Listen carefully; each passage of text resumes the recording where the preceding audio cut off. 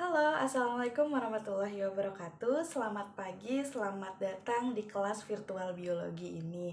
Gimana nih kabarnya anak-anakku? Semoga sehat selalu ya, dan semoga selalu semangat untuk mencari ilmu ini.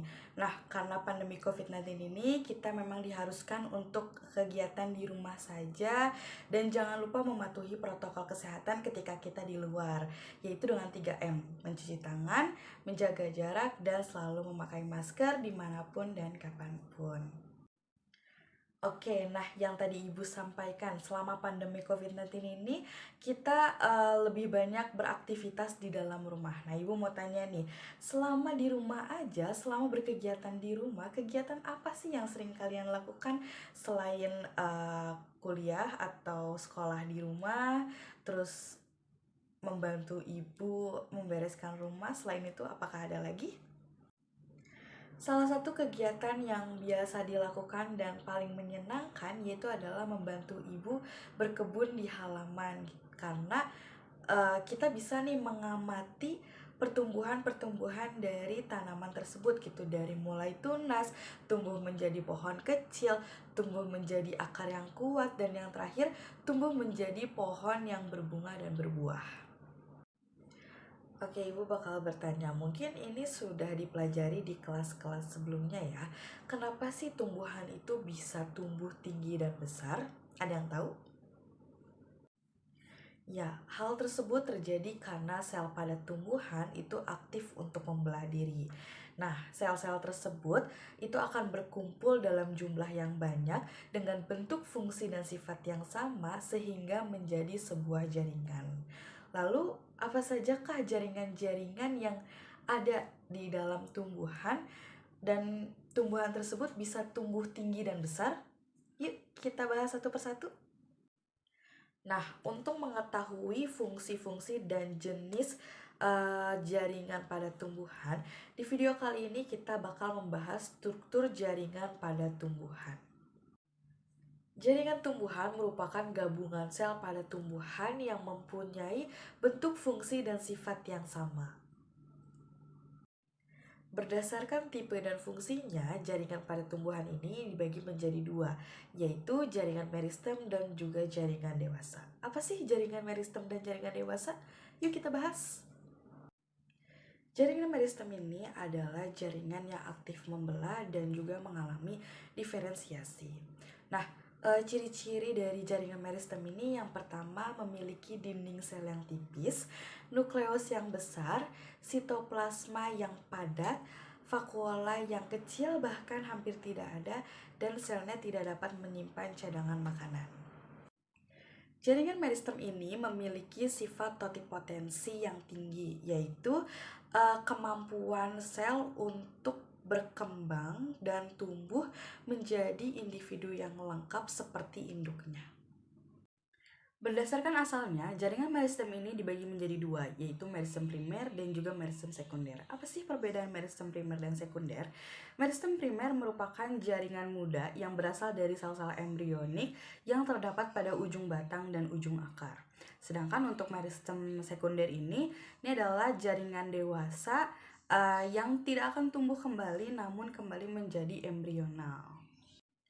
Berdasarkan letaknya, jaringan meristem ini bisa dibagi menjadi tiga, yaitu ada meristem apikal, meristem lateral, dan juga meristem interkalar. Nah, kalau untuk apikal sendiri, ini namanya meristem ujung karena ada di ujung akar dan ujung batang.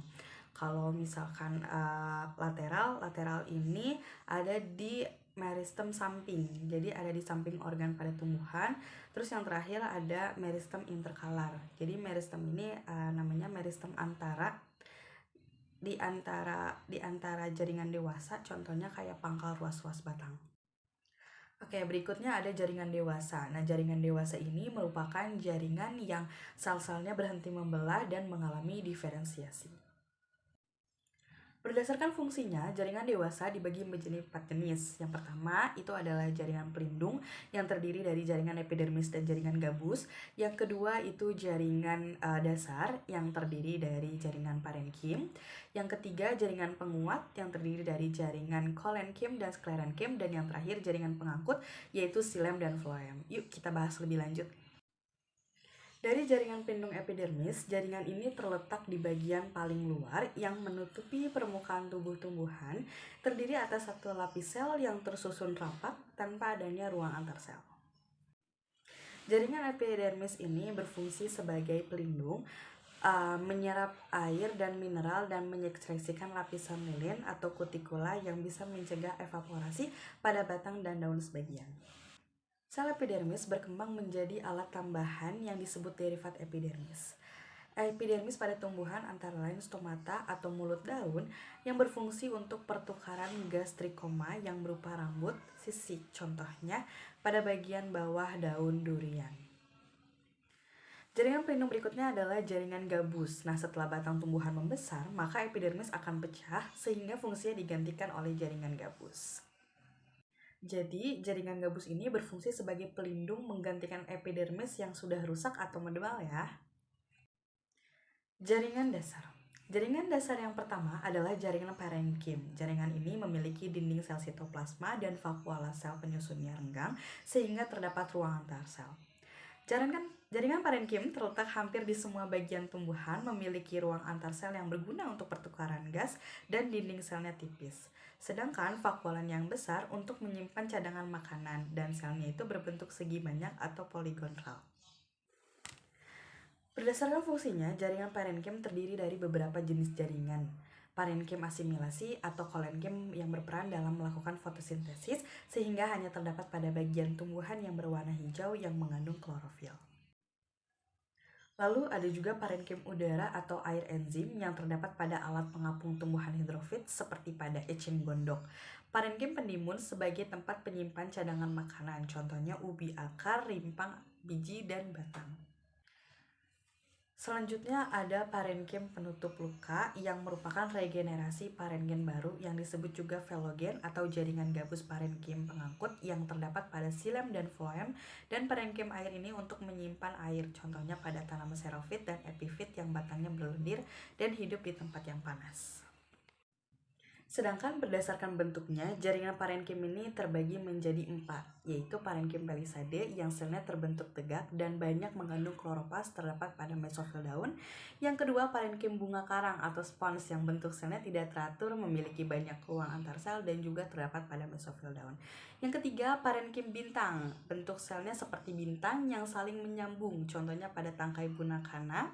Dan yang terakhir parenkim lipatan yang dinding selnya melipat ke arah dalam dan mengandung kloroplast, contohnya pada mesofil daun pinus dan padi. Nah, tadi kita udah bahas nih beberapa. Tadi ada jaringan pelindung yang terdiri dari jaringan epidermis dan gabus. Terus kita juga udah ngebahas tentang jaringan dasar yang terdiri dari jaringan parenkim. Nah, nanti kita bakal mengulik-ulik lagi, kita akan bahas lagi selanjutnya. Jadi, tetap terus nonton videonya ya. Jaringan penguat atau yang disebut juga dengan jaringan mekanik merupakan jaringan yang menunjang bentuk tubuh tumbuhan. Selnya yang kuat dan tebal serta telah mengalami spesialisasi. Jaringan ini berfungsi sebagai penegak dan penguat daun, melindungi embrio, melindungi tumbuhan dari gangguan mekanis, memperkuat jaringan parenkim, dan melindungi jaringan pengangkut. Berdasarkan bentuk dan sifatnya dibagi menjadi 2, yaitu jaringan kolenkim dan juga jaringan sklerenkim. Jaringan kolenkim merupakan organ penguat pada organ tumbuhan yang masih aktif membelah, terdapat pada akar, batang, daun, bunga, dan buah yang terkena sinar matahari. Ada juga jaringan sklerenkim, merupakan jaringan penguat pada organ tumbuhan yang telah berhenti membelah dan tidak mengalami pertumbuhan. Selnya merupakan sel mati dinding sekunder tebal dan disusun oleh lignin terdiri dari serabut sklerenkim dan sklereid.